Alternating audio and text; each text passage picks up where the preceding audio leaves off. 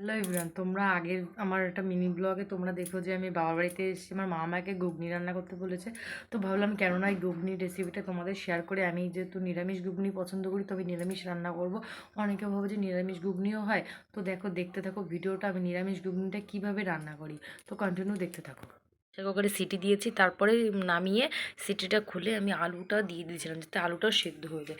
এই যে প্রেসার কুকারেই আমি ঘুগনিটা রান্না করব। আর এই যে হচ্ছে তার মশলা, এই যে এটা হচ্ছে তার মশলা। এখানে এখানে আছে লঙ্কা বাটা, আদা জিরে বাটা, টমেটো আর আছে এই যে এই জিনিসটা দিলে তবেই কিন্তু তোমার এই ঘুগনির টেস্ট আসবে, এই জিনিসটা। তো চলো ঘুগনিটা দেখতে থাকো। আমি হয়তো ভালোভাবে দেখাতে পারবো না যেহেতু একা ভিডিও করছি। তো কন্টিনিউ ভিডিওটা দেখতে থাকো, তোমাদের আশা করি ভালো লাগবে। 2 টেবিল চামচ মতন তেল তেল দিয়ে দিয়েছি। তো দেখো এই যে এইটা আমি ফোড়নে দিয়ে দেবো, দিয়ে দিলাম। এবার এবার এটা একটু ফ্রাই হবে।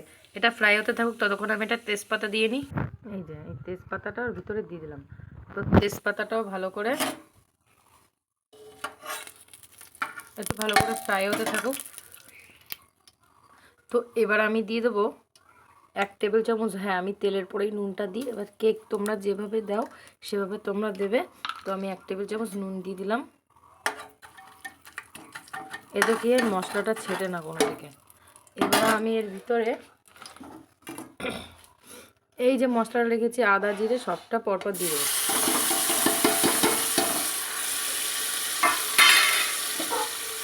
যেহেতু প্রেসার কুকারে দিয়েছি সেটার কোনো ভয় নেই। তো চলো আমি মশলাটা কষতে থাকি, তারপরে তোমাদের সঙ্গে দেখা হচ্ছে। তো দেখো আমি আবার ফিরে এসেছি। মশলাটা ভালো করে একটু সাঁতলে নিয়েছি। এরপরে দিয়ে দেবো 1/2 টেবিল চামচ হলুদ গুঁড়ো এবং দিয়ে দেবো আমার রান্নার শো স্টপার, এই মশলাটা। তোমরা অনেকে ভাবছো যে লক্ষ্মী পুজোর মতন, লক্ষ্মী পুজো যেরকম ঘুগনি তোমরা এটা দিতে পারো, কারণ মশলাটা একদমই নিরামিষ মশলা।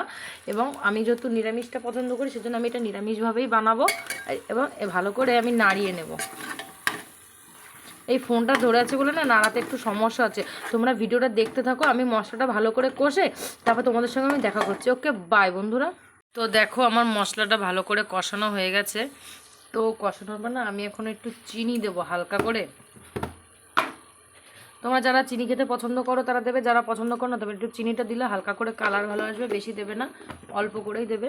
তো দেখো নিরামিষ ঘুগনি সত্যি খুব টেস্ট। তো এরপরে ঘুগনিটা আমি দিয়ে দেবো।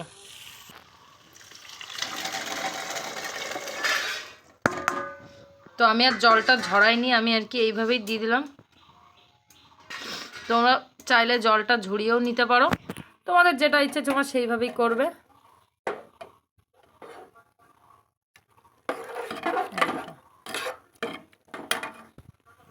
তো চলো একবারে ঘুগনিটা নামিয়ে তারপর তোমাদের সঙ্গে দেখা হচ্ছে। তো দেখো এই হচ্ছে আমার ঘুগনির পরিবেশ। ঘুগনি পরিবেশটা মানে দেখো কেমন অবস্থা, বাবা বাহাত দিয়ে নাড়াই যায় না। এই যে স্পেশাল ঘুগনি, এটা হচ্ছে একদম সম্পূর্ণ নিরামিষ ঘুগনি।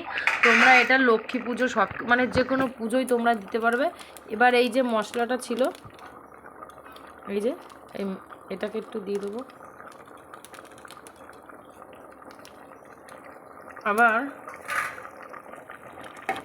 একা কাজে কিন্তু ক্যামেরা ধরে আছে, একটু অ্যাডজাস্ট করতে হবে, কিছু করার নেই। যদি ভালো লাগে ভিডিওটা স্কিপ করে চলে যেতে পারো, আমার কোনো সমস্যা নেই।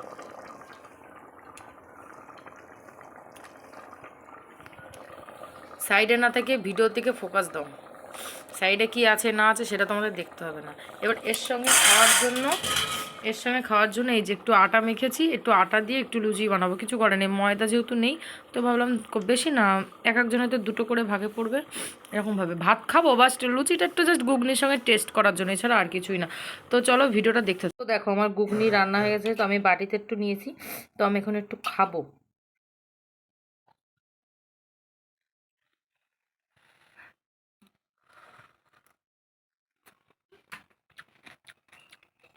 এর মধ্যে একটু তেঁতুল জল আর একটু শশা দিলে জাস্ট চুমু। তো যদি আমার এই ভিডিওটা ভালো লাগে লাইক কমেন্ট শেয়ার এবং চ্যানেলটাকে সাবস্ক্রাইব করবে। তো ওকে বাই।